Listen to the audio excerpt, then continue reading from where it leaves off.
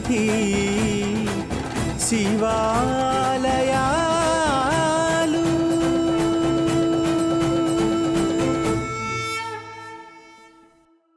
ఓం అరుణాచలేశ్వరాయ నమః.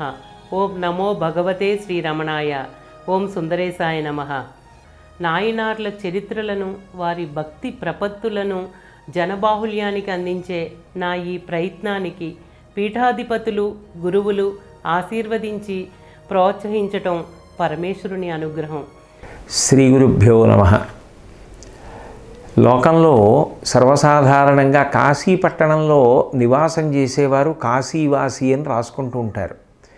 కానీ ఈ తల్లి మాధవి గారు కాకినాడ పట్టణంలో ఉండేవారు.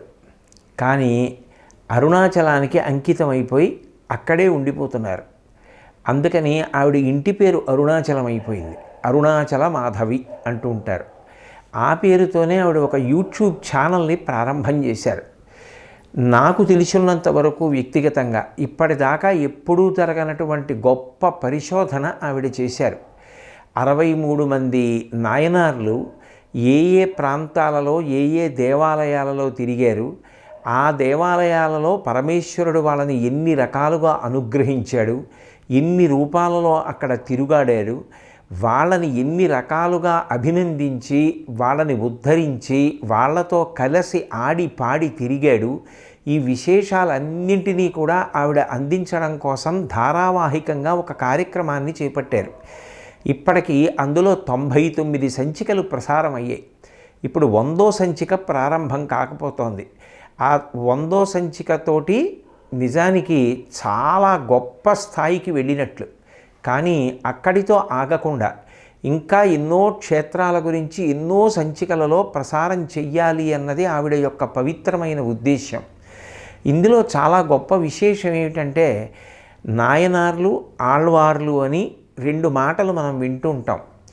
శివభక్తులుగా జన్మించి ఒక గురువు దగ్గర ఏ విధమైన విద్యాభ్యాసం చేసి ఉన్నవారు కావచ్చు, చెయ్యని వారు కావచ్చు, వారు గత జన్మలలో చేసుకున్న పుణ్య ఫలితంగా వారికి నిరతిశయమైన భక్తి కలిగి పరమేశ్వరుని యొక్క అనుగ్రహానికి పాత్రులై తద్వారా ఒక్కొక్క క్షేత్రానికి ఎంతో గొప్ప తేజస్సుని సంతరింపచేసినటువంటి భక్తుల్ని నాయనార్లు అని పిలుస్తారు.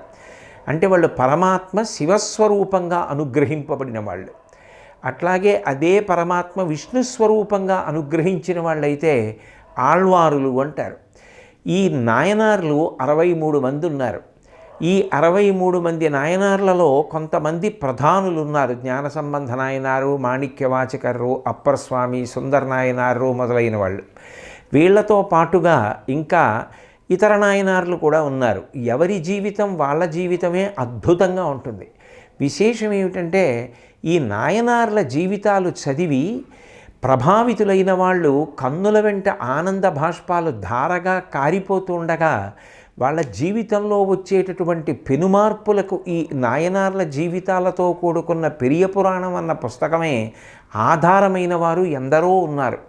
అందులో మనందరం ఎవరి పేరు వినపడగానే 2 చేతులెత్తి నమస్కరిస్తామో అటువంటి అరుణాచల క్షేత్ర సంబంధమైన భగవాన్ రమణులు కూడా ఒకరు. ఈ పెరియ పురాణాన్ని కాంచీపురంలో కామకోటి పీఠానికి 68వ పీఠాధిపతి చేసినటువంటి నడిచే దేవుడిని పేర్గాంచిన మహాపురుషులు శ్రీ శ్రీ శ్రీ చంద్రశేఖరేంద్ర సరస్వతి మహాస్వామి వారు కూడా ఎంతో పెద్ద పీట వేసి మాట్లాడుతుండేవారు.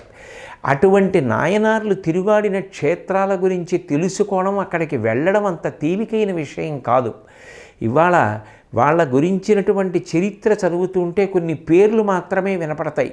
కానీ ఆ క్షేత్రాలలో ఉండే దేవాలయం యొక్క వివరాలు, అక్కడ ఉండేటటువంటి కోనేరులు, అక్కడికి వెళ్ళినటువంటి నాయనార్ల జీవితం ఎంత గొప్పగా క్షేత్రంతో ముడిపడింది, అక్కడ ఉన్న క్షేత్రాధిదైవమైనటువంటి పరమేశ్వరుడు ఏ రూపంతో వాళ్ళని అనుగ్రహించడానికి ఎట్లా వచ్చాడు, ఎట్లా వచ్చి వాళ్ళతో వాదులాడి చిట్ట చివరికి కొన్నిసార్లు తన వైపుకు తిప్పుకుని తనలో కలుపుకున్నాడు. అందులో మీరు సుందర నాయనార్ గురించి చదువుతుంటే కొన్ని ఆశ్చర్యకరమైనటువంటి విషయాలు కనపడతాయి. భగవంతుడే బయలుదేరి వచ్చి మీ వంశంలో మీ తాతగారు నాకు రుణపత్రం ఇచ్చారు, మిమ్మల్ని అందరినీ నాకు దాసులుగా సమర్పించారని వాదిస్తాడు. ఆ వాదించిన సన్నివేశం ఏ ఊరిలో జరిగింది, యథార్థంగా ఆ వాదన జరిగినప్పుడు ఏ దేవాలయంలో జరిగింది, ఆ దేవాలయంలో ఇప్పటికీ ఆ చరిత్రకి సూచనగా ఆ గోపురంలో ఉన్న మూర్తులు ఎలా ఉంటాయి, ఇవన్నీ కూడా ఇవాళ ఉన్నటువంటి సాంకేతికతను ఆధారం చేసుకొని ఒకసారి చూడడం మొదలు పెడితే ఇక కన్ను తిప్పడానికి వీలు లేనంత ఆకర్షణీయమైన రీతిలో దృశ్యకావ్యంగా మలుస్తూ దానికి కావలసిన విషయాన్నంతటినీ కూడా మళ్ళీ సంక్షిప్తం చేస్తూ శ్రోత బడలిపోవలసిన అవసరం లేకుండా ప్రధానమైన సమాచారాన్ని ఆవుపాలు తాగినట్లుగా చక్కగా తెలుసుకోవడానికి వీలుగా ఒక పక్క దాన్ని అనుభవించి తయారు చేసిన శ్రీమతి అరుణాచల మాధవి గారే వ్యాఖ్యానం చేస్తుండగా ఈ క్షేత్రాలకు సంబంధించిన వివరాలన్నిటినీ కూడా పొందుపరిచారు. ఆవిడ చేసిన పరిశోధన నాకు తెలిసినంతవరకు ఇప్పటి వరకు ఎవరు చేయగా మాత్రం నేను చూడలేదు. ప్రవచనాలు చేసిన వాళ్ళే 63 మంది నాయనార్ల యొక్క జీవితం గురించి సమగ్రంగా ప్రవచనం చేయడం వినలేదు.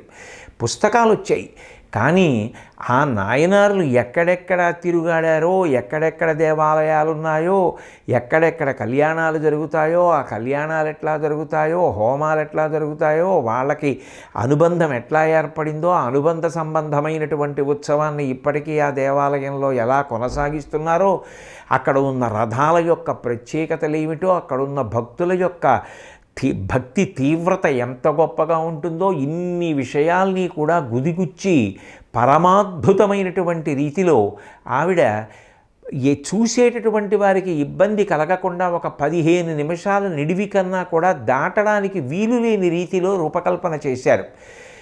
ఖాళీగా కూర్చున్న ఒక్కసారి చేతిలో పట్టుకున్న చరవాణిలో చూసినంత మాత్రం చేత ఒక గొప్ప శైవ క్షేత్రాన్ని ఒక భక్తుడిని స్మరించినట్లవుతుంది.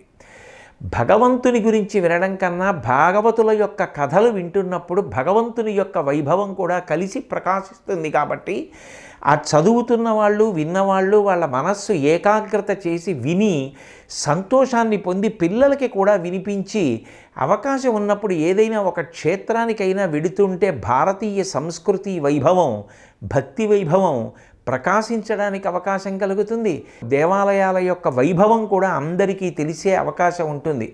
పోతన గారు భాగవతంలో చెప్పినట్టు అమరేంద్రాదుల కొల్చు భంగిజనులబ్జాక్షు సేవించగా విమల జ్ఞాన విరక్తి ముక్తినొసగున్ వెయ్యేల భూనాథ తత్కమలాధీశు కథా సుధారస నదీ కల్లోల మాలా పరిభ్రమమెవ్వానికినైన కర్ణయుగళీ పర్వంబు కాకుండుని అంటారు. ఇటువంటి కథలు చెవులకు గొప్ప శాంతినిస్తాయి. అవి చెవులతో తాగే అమృతం.